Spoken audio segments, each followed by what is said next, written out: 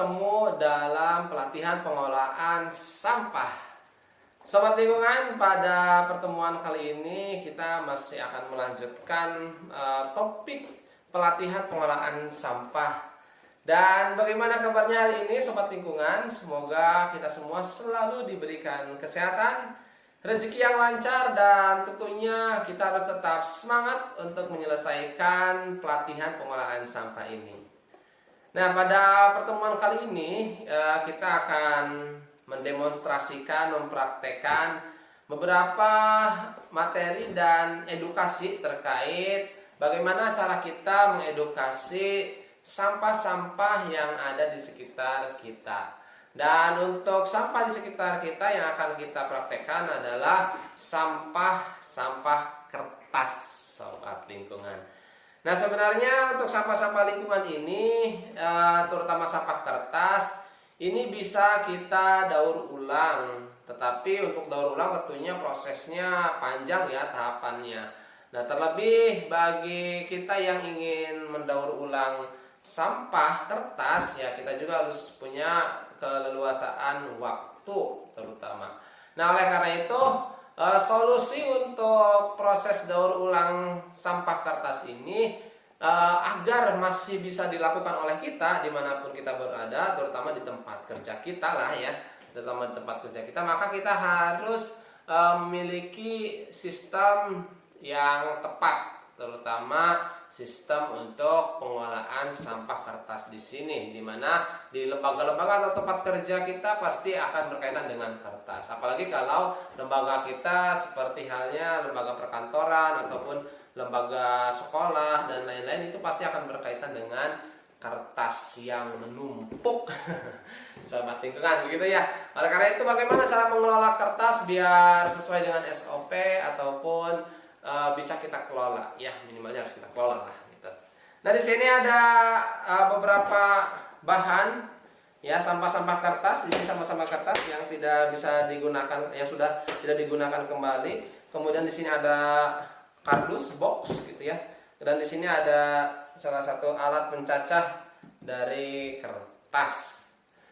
Nah, sobat lingkungan, untuk sampah kertas ini sebenarnya tidak kita buang ya, tidak diperuntukkan kita buang secara langsung, karena sampah kertas ini pada dasarnya itu bisa didaur ulang.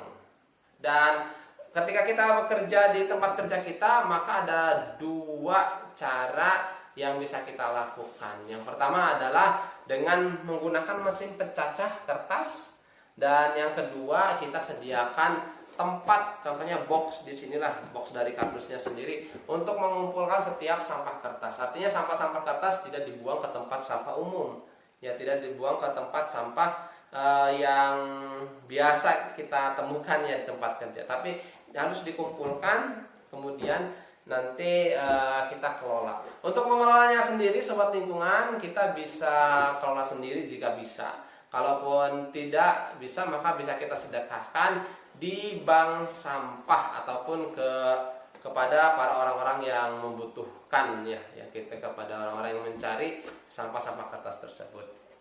Ataupun ya bisa kita jual juga, masih ada nilai ekonomisnya ya, meskipun tidak terlalu mahal gitu ya, sobat lingkungan.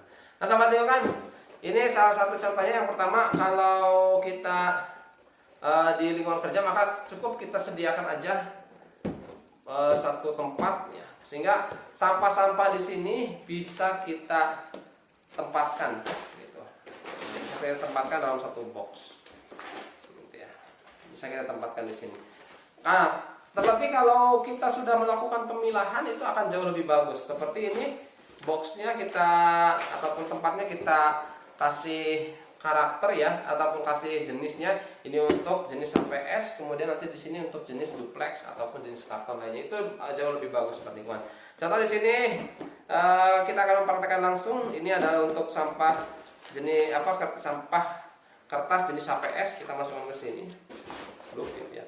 Kemudian untuk jenis duplexnya kita pindahkan juga di depannya, ataupun dengan karton yang lain, dengan wadah yang lain, itu jauh lebih bagus teman-teman. Nah, ini jenis sampah seperti ini. Ini juga HPS, tapi HPS kertas HPS burem ya. Ya, kita satukan dulu aja dengan HPS. Nah, ini yang duplex. Kita masukkan ke sini. Nah, nanti kalau sudah cukup, sudah menumpuk, kertas-kertas ini bisa kita ikat ataupun bisa dengan wadahnya kita sedekahkan ke bank sampah ataupun orang yang membutuhkan. Atau kalaupun mau diambil sisi ekonomisnya juga silahkan sobat lingkungan ya. Tapi ya jangan terlalu menuntut, karena untuk sampah-sampah kertas pasti ada rentang harganya ya. Nah sobat lingkungan, itu yang pertama, jadi kita sediakan box, dan box ini mencegah sampah-sampah kertas tersebut berceceran dimanapun. Kemudian yang kedua, kita bisa menggunakan ini. Ya, saya geserkan dulu. Untuk dokumen-dokumen yang memang memiliki kerahasiaan gitu ya, ada catatan-catatan tertentu, dan khawatir kalau semua dibuang dengan dalam bentuk utuh. Semua ini adalah dokumennya. Semua ini adalah dokumennya. Ya. Nah, di sini dokumennya. Di sini ada katakan nilai ya. Ataupun di sini ada dokumen-dokumen mana. Nah, ini semua data-data terkait aset ataupun data-data terkait yang katakan rahasia lah gitu. Kalau dibuang secara utuh, kemudian kita khawatir membocorkan rahasianya, maka ya kita bisa menghancurkannya terlebih dahulu dengan mesin pencacah, ataupun ya bisa dengan cara-cara lain. Nah, semua ini mesin pencacah ini menggunakan mesin pencacah. Ya, kalau dengan menggunakan mesin pencacah ya kita tinggal masukkan saja sobat lingkungan ya. Dengan ini juga bisa. Dan ini nanti akan terbentuk lebih bagus gitu untuk ininya. Di sini ada keterangannya maksimal 5 sheet per ini. Ini mesin pencacah, maka bisa kita coba lagi hancurkan.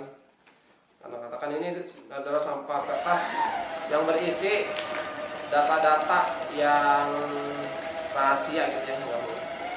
Nah, jadi kita bisa melakukan seperti itu untuk data-data yang memang dikhawatirkan bisa ini ya.